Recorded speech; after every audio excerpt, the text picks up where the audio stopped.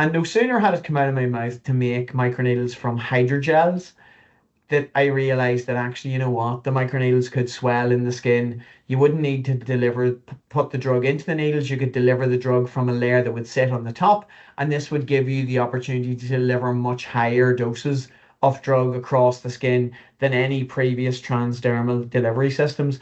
And that's created about 20 years of research and several tens of millions of pounds of funding for the group here, and numerous out licenses to the pharmaceutical industry. And that wouldn't happen if we hadn't been just chatting at the lab bench.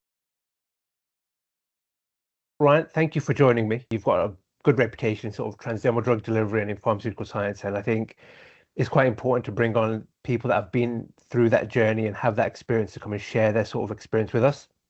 And so, yeah, thank you for joining me. My pleasure. Thank you for asking me, Manveer. To begin with, it'd be quite nice to understand. So, you've got a pharmacy degree, quite similar to myself.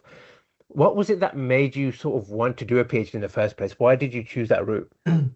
Yeah, it's a good question. And I suppose whenever we started studying pharmacology and formulation science in second year of my pharmacy degree at Queen's, I started to think about the research aspects and that I might be quite interested in doing something like that. I had worked both summers. I did the old 3 year BSc in pharmacy, and I had worked both summers in community pharmacy, and I really liked the contact with the patients and working with various different colleagues. But I felt that the research was probably going to be something that was going to suit me better, and I really wasn't disappointed because in my third year studying pharmacy, I got a chance to do a research project with Paul McCarran, who ended up becoming my PhD supervisor. And I found that process of doing new work that had never been done before and of searching the literature to try and understand my results and to come up with new ideas really fascinating. And I really don't regret the decision then to come back and do a PhD. So I had worked in community pharmacy for my pre-reg year as it was then. And again, I realized that it was a really good learning experience, and I learned a lot about the practicalities of pharmacy and how to interact with people in the best way, both other healthcare professionals, but also importantly patients. But the whole year I was thinking about, looking forward to come back to do a PhD, and I'm really glad that I did. Yeah. And during your PhD, was your mind set on becoming an academic, or was you sort of open-minded, or what was your headspace at that time? Yeah, I suppose I didn't really know what I wanted to do after I finished my PhD, but I knew that doing research was something that would be interesting for a 3 year period. And doing a PhD, I suppose, gives you the freedom that you wouldn't have if you're working full time in community pharmacy. And there was a lot of flexibility that we had. And yes, there were several late nights of work in the lab and also at weekends. But we also had the opportunity to go and play a five-a-side football at lunchtime on a Thursday that certainly we wouldn't have been able to do if we'd been working in community pharmacy. And I suppose whenever I was doing my PhD, I got the chance to go to a lot of conferences and to meet people who I'd only ever read their papers, but to actually see them in person, to see them present, and to talk to them about their work was really inspiring for me. And I suppose what those people became were role models, in much the way my supervisors were. But these were people who I had only known about through reading papers, and here I was getting the chance to meet them and to talk about their work.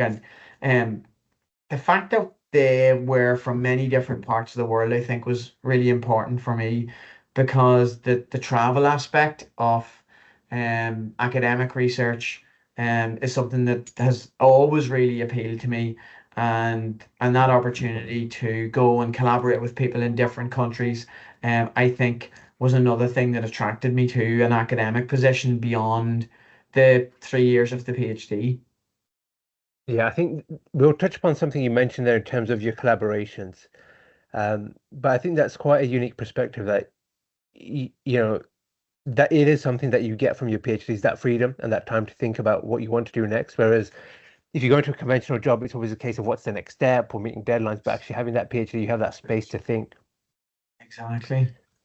And once you finish your PhD, I think you said you did you missed the postdoc phase actually. Yeah, it ended up that so I was coming towards the end of my PhD and I was wondering, what am I going to do next? And I had, thought, an academic position is what I want to do. And maybe that's just because I didn't have any role models from industry because the conferences I was going to didn't have big industrial exhibitions to them the way something like the American Association of Pharmaceutical Scientists does.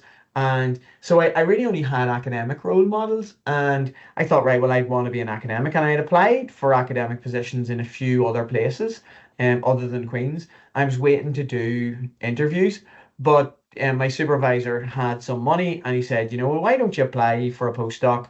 You can do that for a year. We can work together, produce some good papers, and at that time, then you should have time to apply for different places and see where you go.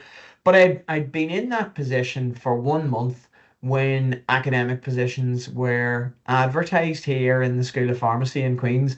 It just so happened that Duncan Craig and Sue Barker went to University of East Anglia to create the first pharmacy course in that university. And so they needed two academics in pharmaceutics. And myself and my colleague, Gavin Andrews, who's now our head of school here, were the fortunate ones to take those positions. So I had 2 months notice to serve then as a postdoc. So I did 3 months as a postdoc and then I started as a lecturer. Um, but I actually had done the interview for the academic position on the Monday and I did my PhD viva on the Thursday of the same week. So it was really a steep learning curve for somebody who had very, very little postdoctoral experience. You mentioned the fact that you instill that sort of different cultures and different nationalities into your group. But what are some of the other principles that you really try to instill in your group that you think, really help them perform? It's important for people to realize that they get a lot from being part of a research group. So they get help from their colleagues, they get help from their supervisors, they get moral support from people who end up becoming quite, firm friends over the time that they're here. But they also have the opportunity to go to conferences, to interact with companies, and do some teaching while they're here. So the group provides them with a lot, but they need to be able to provide something in return. So they need to obviously do their best work in a careful and diligent way.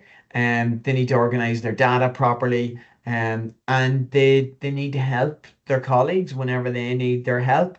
And again, I think that's great training for somebody because when you go out to work in industry or you go to work in an academic environment, you won't be working on your own. You'll be working as part of a team and you need to be able to fit into that team environment and make your contribution. So if you are somebody who during your PhD hides all the microneedle molds in a cupboard and is always too busy to help others, well, you're probably not getting the best experience during your PhD or your postdoc, and you're probably not going to be very popular whenever you go to work in a company. And it's going to end up holding that person back in the long run. So I think this team mentality is really important to develop among people during that formative period of their scientific career. And I hope that the people who've worked here have really found that beneficial whenever they have gone on to their own independent positions in industry or in academia.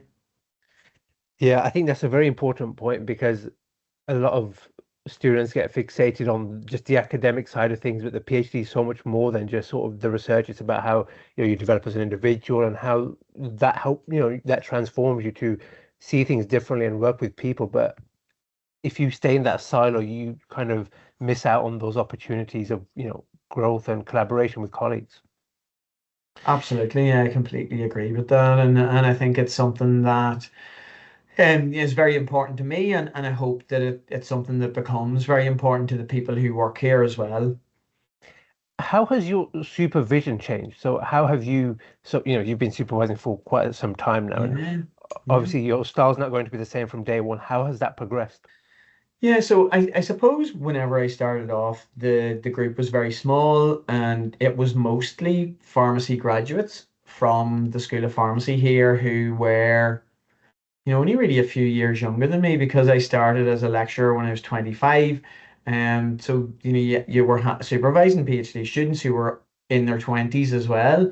And so it was really like a group of friends who happened to be working together rather than just supervisor and students as such, even though I had done some lectures for these people whenever they were doing their pharmacy degree. Um, I suppose um at the beginning you know, it was less busy because you only have three or four people working with you. Now we have a much bigger group. And so I suppose I've had to be more organized in terms of making sure that everybody has enough of my time on a weekly or on a monthly basis, and that we have time to carefully check all of the raw data, the images, spectra, and lab books, so that you've got an appreciation for what somebody's done. You'll know if they've made mistakes, and you can rectify those mistakes at an early stage. And whenever you're working shoulder to shoulder with people in the lab, you're seeing their data every single day because you're in there with them. They're showing you the data in real time, almost as they produce it, rather than in just in informal meetings, which is what we have now. Having said that, I will go to the lab several times every day. And I think that's important for people to show that their supervisor is interested. Even if you're just having an informal chat about, the weather, it's always rubbish in Belfast. So those conversations aren't very variable. Or, some a football match like poor Ireland missing their penalties and getting knocked out of the World Cup in Prague. Or, just something that they or their family might happen to be doing. And I think that's important too. That you show the people that you actually do care and you are interested in what they're doing. But you also never know, you could be talking to somebody in the lab and there's just some chance conversation over 1 or 2 minutes, and that could create a new idea that could be the basis of several years of investigation and numerous grants. And that's how I came up with the idea for hydrogel forming microneedles. I was standing in the lab chatting to Des Morrow and Paul McCarran, my own supervisor, and the boys had said something about making microneedles from biocompatible materials. And no sooner had it come out of my mouth to make microneedles from hydrogels that I realized that actually, you know what, the microneedles could swell in the skin. You wouldn't need to put the drug into the needles. You could deliver the drug from a layer that would sit on the top, and this would give you the opportunity to deliver much higher doses of drug across the skin than any previous transdermal delivery systems. And that's created about 20 years of research and several tens of millions of pounds of funding for the group here, and numerous out licenses to the pharmaceutical industry. And that wouldn't happen if we hadn't been just chatting at the lab bench in the 2004, 2005. What have been some of the moments that have stood out to you across the microneedle sort of field over that time? Yeah, well, I suppose that one of the things that's most disappointing is that we don't yet have a drug or vaccine product based on microneedles. I think whenever I started doing work in the area, microneedles had been described in the literature since 1998 with the work of Mark Prousnitz, and the patent literature had first mentioned microneedles in the 1970s before I was even born. And the fact that we still don't have a product has been a source of disappointment and frustration, not only for me, but for other people as well. Um, but it's been something that, I've thought a lot about, especially, as a pharmacist, because um, you can see the patient benefits, and you can see how being able to deliver vaccines without a healthcare worker and by improving cold chain stability and having no sharps to dispose of could be of great benefit in developing countries, and how being able to deliver high doses of drugs with hydrogel forming microneedles in the Western world could be really beneficial to patients as well. Um, but I think that what I've learned from talking to various different pharmaceutical companies over the years was there was a bit of a mentality of, well, microneedles would be great as a developing world vaccine technology, but the people in those countries don't have the money to pay us to make the product. And so we're not going to invest in that because we can make needle and syringe vaccines very cheaply because we've such experience in the field. So I think it really took the intervention of the Gates Foundation working with Micron Biomedical, Mark Preusnitz's company in Atlanta, in Georgia, in the States, to fund the phase 1/2 clinical trial of their dissolving microneedle vaccine for measles and rubella that has had fabulous results in terms of immune protection, but also in terms of cold chain application, ease of delivery or bypass of the cold chain, ease of delivery, lack of side effects. And now they have funding from Gates to take that in terms of scaling up the manufacture and going right through phase 3.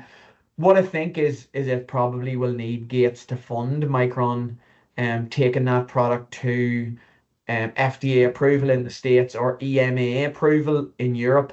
And then there'll probably need to be some sort of a WHO process that will go much the way that the DAPI ring, dapivirine intravaginal ring for HIV prevention was approved by Western regulators, but then the WHO helped the countries in sub-Saharan Africa to adopt that. And so that product is being used for HIV prevention in those countries.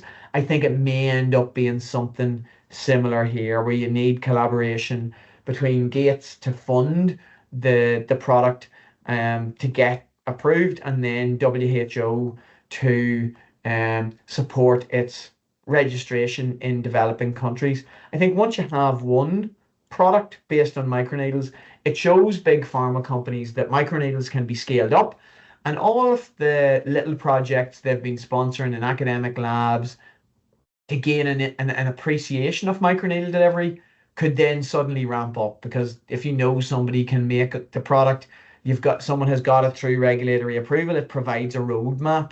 And I think then you will probably see one product after another, because regulators are going to learn as well from this. Until you see a regulated product that's on the market, regulators don't have the level of experience of dealing with microneedle submissions. So I think once you get one and the regulators have worked out how to approve that, then you'll probably see a lot more applications going through. Because I've been really impressed with the work that companies have done in scaling up the manufacture. So the likes of Vaxis in Australia, the likes of Kindeva in the States, and in Europe, LTS Loman. And I should say as a disclaimer that I do consultancy work with LTS on microneedles. So I just want to make sure that that I'm not biased towards them. They're one of several manufacturers who have capability to scale up the production of microneedles, which is really important.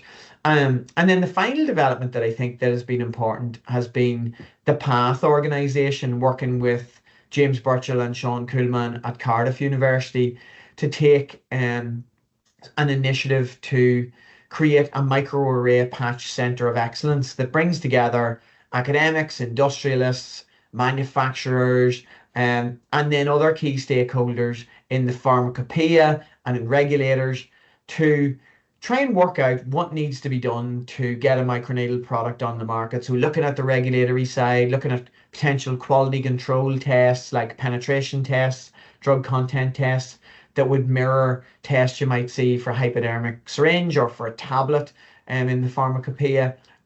and to work out, what about the microbiological status of microneedles?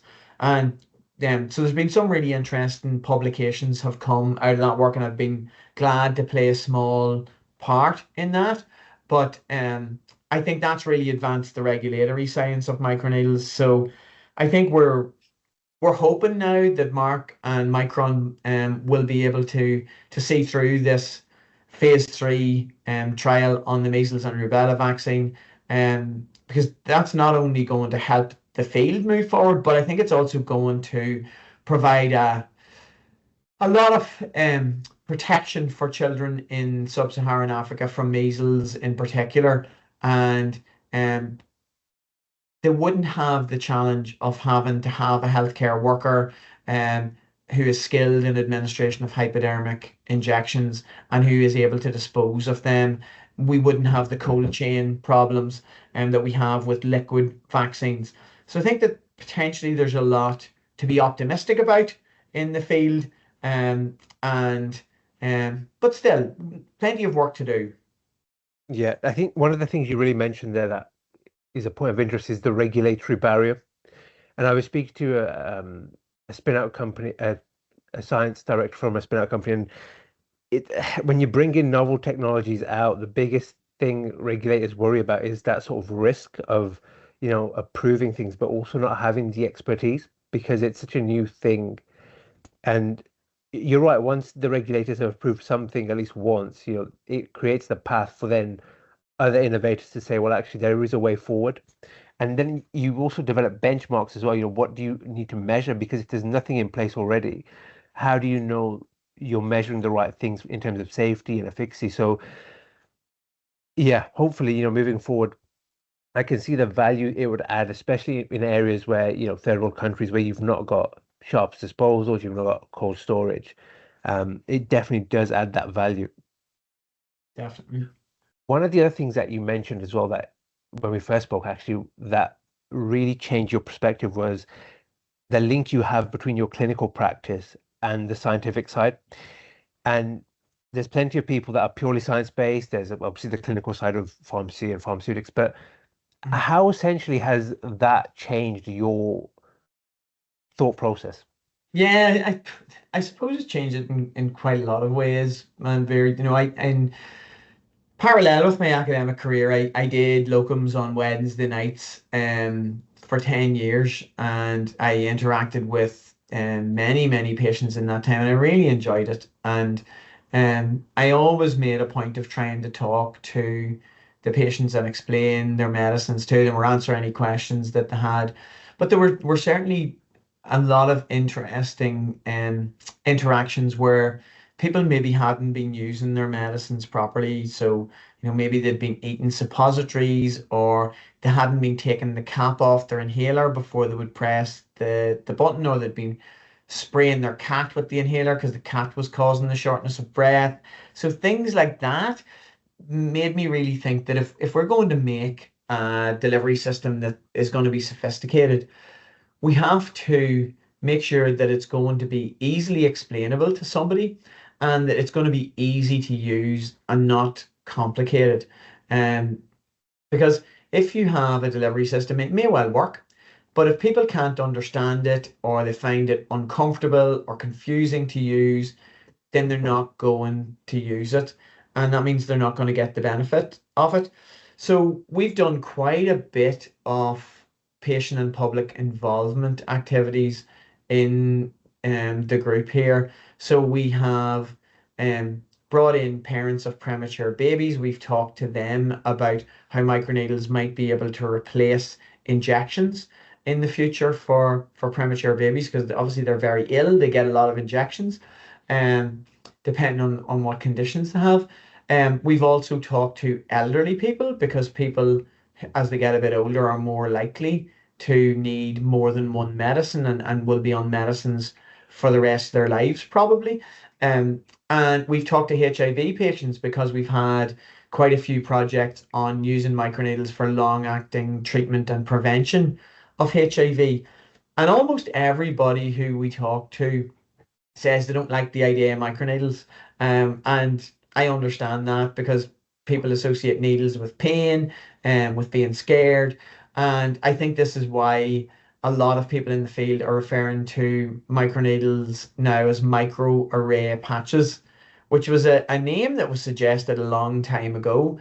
But in a lot of papers now and a lot of conferences, you'll see them referred to as microarray patches. And I think that that's probably a positive thing because they're not true needles. They're tiny projections less than a millimeter high on a solid support, and they don't cause pain and they don't cause bleeding whenever they're actually inserted into somebody's skin. So we need to really move away from that. So I think that's been an interesting thing. We also went out and did focus groups with children in schools, both primary and secondary. And again, they didn't want the word needles mentioned. So I suppose as a pharmacist and someone who spent time interacting with patients, it's been really nice for me to work with patients and to get their insights. What we've also done quite a bit of is talk to healthcare professionals, pharmacists, um, and various different consultants in different medical specialties. And again, they have provided good ideas for what drug substances might be interesting to administer with microneedles.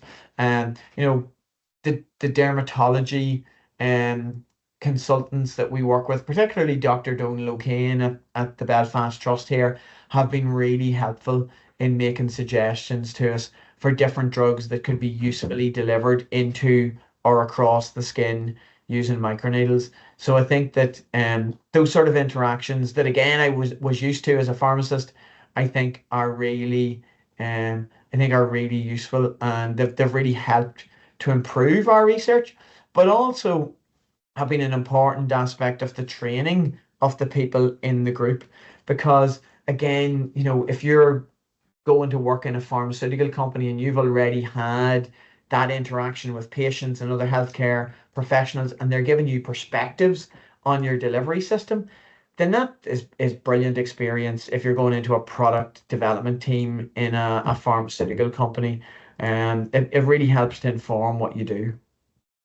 I think that's such a wonderful way of looking at it because as pharmacists, your fundamental goal is obviously better the lives of your patients. And if you're innovating that, it's nice to keep that in mind because if it was any other product, for example, let's say you was developing, whether it be a phone or a car, you always got that consumer input. But Absolutely. there's no reason why we should sort of detach that now just because it's highly scientific. We should still keep the That's patient right. in mind. Exactly. And so we've done things like designing patient information leaflets as well, because it's important that something's informative, but you don't want it to go over a patient's head. At the same time, you don't want to patronize the person either.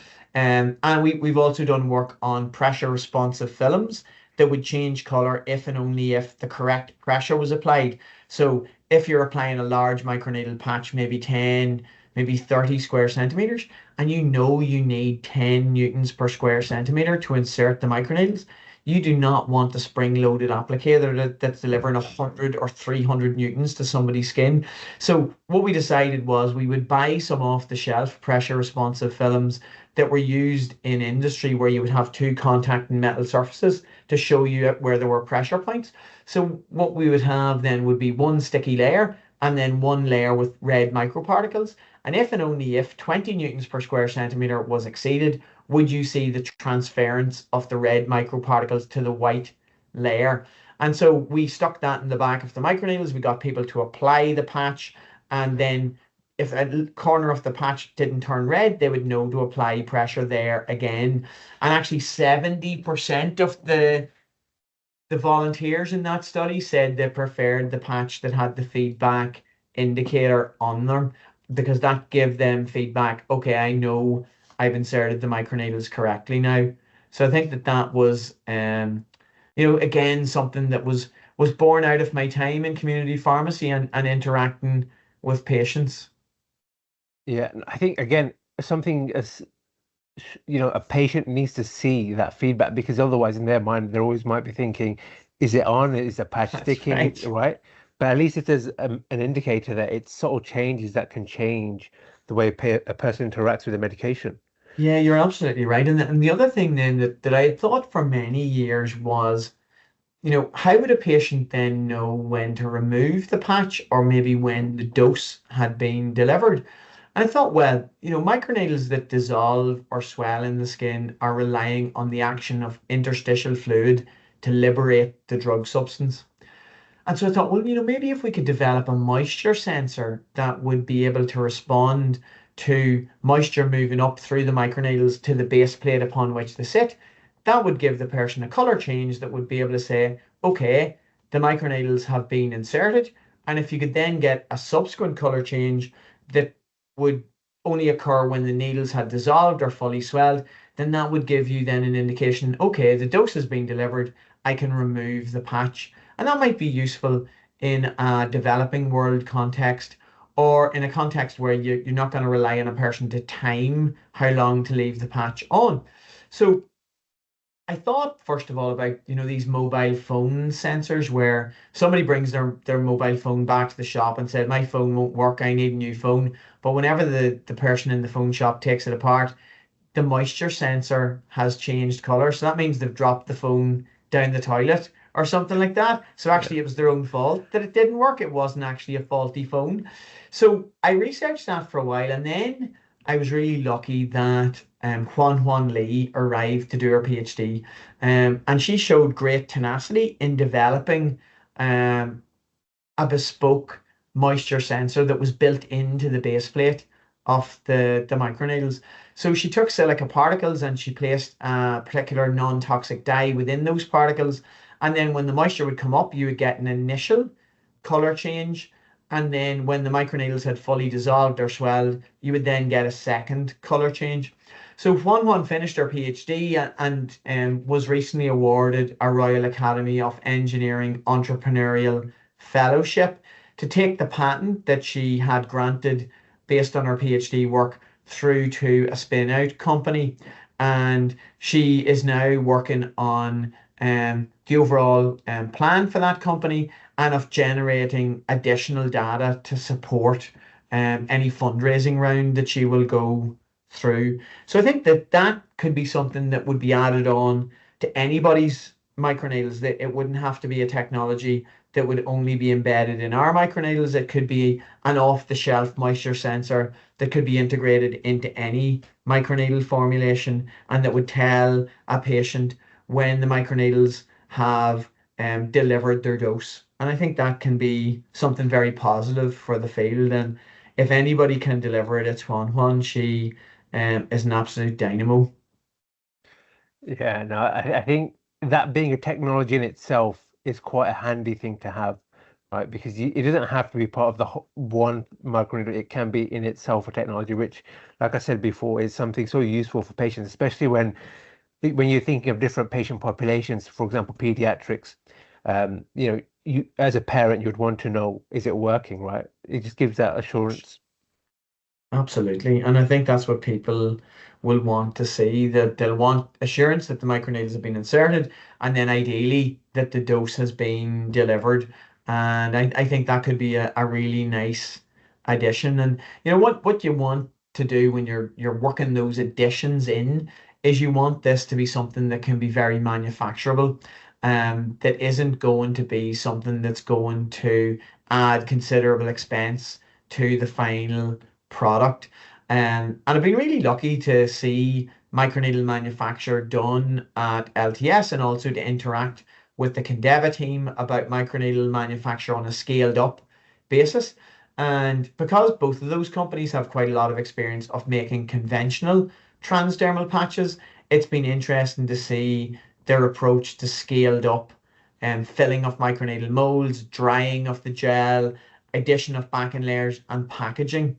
And that gives me a lot of confidence that the technology will be eminently scalable and that that will then lead to a product in the end that will be able to help patients, which, as a pharmacist, as you said at the very beginning, Manveer, that, that's what our primary goal is to improve therapeutic outcomes for patients. Had this extensive career, and you published a lot of work. You've got a lot of great insights in the microneedle space. How has being a part of that research journey influenced your perception on life and just the way you perceive things now?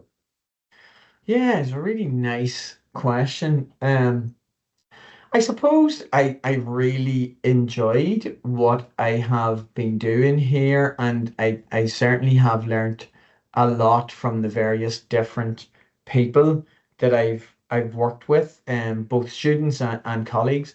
But I think that being kind to other people is something that's really come through in all of the time that I have been here. And I think that that's something that's so important. And we might not always agree with each other's point of view, um, but I really think that there's no place for nastiness or mocking people. I think that people should be constructive and polite and professional.